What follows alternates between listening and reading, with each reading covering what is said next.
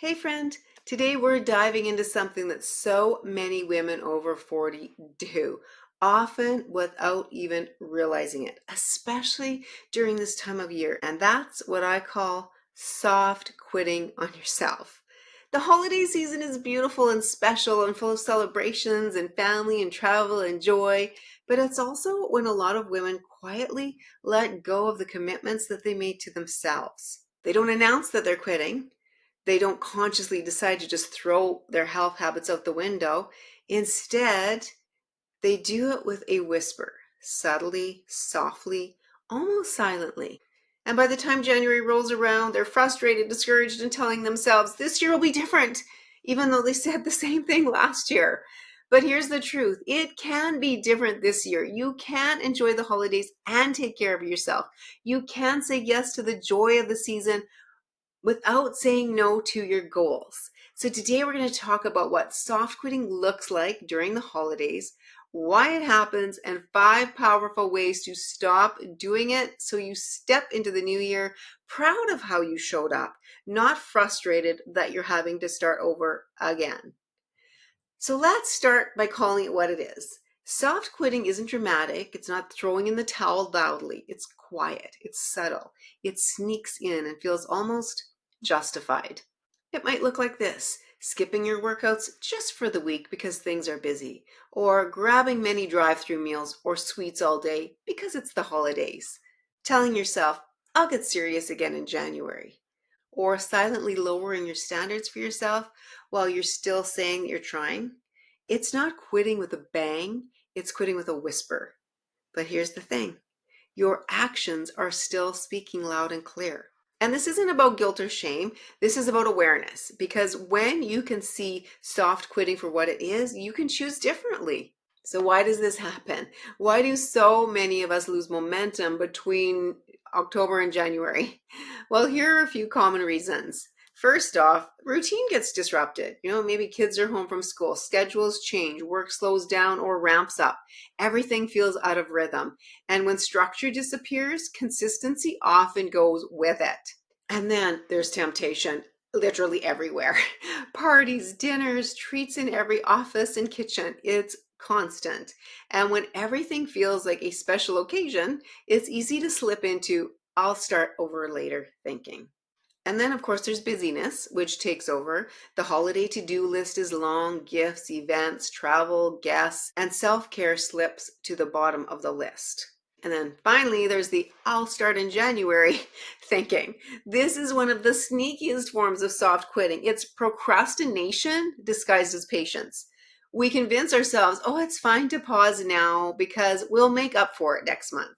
But the truth is, we lose valuable momentum. And starting from scratch again is harder than we think. So I want you to remember, it's not the season that's the problem. It's the story you're telling yourself about what's possible in this season. You don't have to wait to January to feel strong, focused, and proud of yourself. You can have holiday cookies and consistency. You can celebrate and stay committed. It's not either or, it's both and, but it requires intention.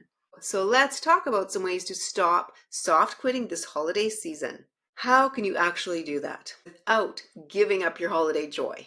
So number one is to choose a holiday anchor habit. Pick one habit that you will commit to and make it your standard no matter what, even through the busy, chaotic days. I mean, it could be as simple as a daily walk to clear your mind before the day begins, or making sure you drink 2 liters of water every day, focusing on having your meals being balanced and nourishing. This is your anchor habit. It grounds you.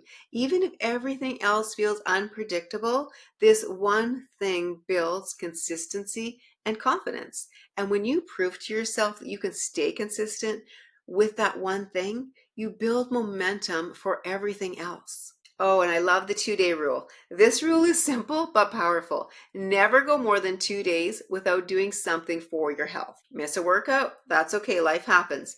But 2 days in a row, that's your cue to step back in. And now this rule gives you grace because the holidays are busy, but it also protects your structure. It keeps one skipped day from turning into 3 weeks or I'll start again later. And during the holidays, it's important to plan for indulgence. Don't chase perfection. This one is huge because the fastest way to sabotage your progress is to aim for perfection during the holidays. That usually ends with guilt and an all or nothing crash. So instead, plan your indulgence. For example, I'm going to enjoy my favorite holiday dessert at our family dinner, and I'm going to savor every single guilt-free bite. Planning turns impulse into intention. You're not falling off.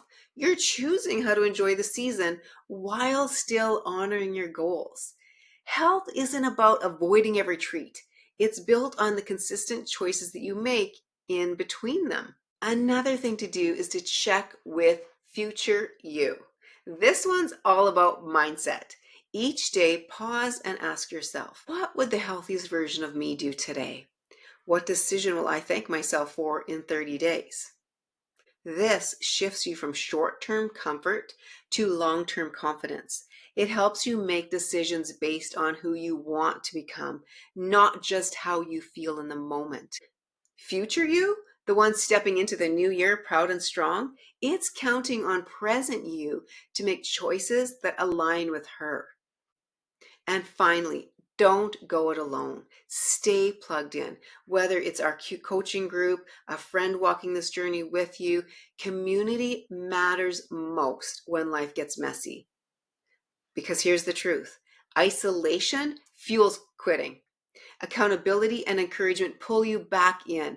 When you stay committed, even imperfectly, you stay committed. When you stay connected, even imperfectly, you stay committed. So here's what I want you to take away from today's conversation. You don't have to do this season perfectly. You just have to stop abandoning yourself. Soft quitting might feel like self-care in the moment, skipping the workout, saying it's fine to another week off, but long term, it's actually self-sabotage. You, my friend, are worthy of showing up fully for yourself, even and especially during the holidays. So let this be a year that you don't ghost your goals. The year you don't say, I'll start again in January. This year, you step into the new year already strong, already confident, already proud. Because remember, for each one of us, if it's meant to be, it's up to me. And this holiday season, that means you choosing to stay in the game, even if it's not perfect. We're not working on perfection. We're always going with progress. And even if it's just one anchor habit, even if it's messy and imperfect, because you showing up for you matters. Thank you so much for tuning in today. If this episode spoke to you, share it with a friend who needs to hear that she's stronger than her excuses. And if you're ready to stay consistent and supported all season long, come join us in the community where we don't soft quit, we rise so that we can design a life we love.